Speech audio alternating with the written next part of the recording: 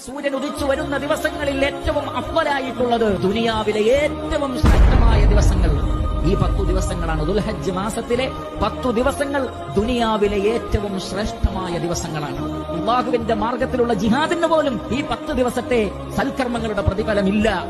ഈ 10 ദിവസങ്ങളിൽ അള്ളാഹു സൽക്കർമ്മങ്ങളെ ഇഷ്ടപ്പെടുന്നത് പോലെ വേറെ ഒരു ദിവസവും അള്ളാഹു ഇഷ്ടപ്പെടുന്നില്ല. എന്ന് പറഞ്ഞാൽ സൽക്കർമ്മങ്ങളെ അള്ളാഹു ഏറ്റവും കൂടുതൽ ഇഷ്ടപ്പെടുന്നത് ഈ ദിവസങ്ങളിലാണ്. അതേത് സൽക്കർമ്മമാകട്ടെ, നമസ്കാരമാണെങ്കിലും ശരി, നോമ്പാണെങ്കിലും ശരി, ദിക്റുകളാണെങ്കിലും ശരി, ദുആകളാണെങ്കിലും ശരി, സദഖയാണെങ്കിലും ശരി, കുടുംബബന്ധം ചേർക്കലാണെങ്കിലും ശരി, ദഅവത്താണെങ്കിലും ശരി, ഏത് നന്മകളാകട്ടെ ആ നന്മകൾക്കൊക്കെ വമ്പിച്ച പ്രതിഫലം ലഭിക്കുന്ന ദിവസങ്ങളാണിത്.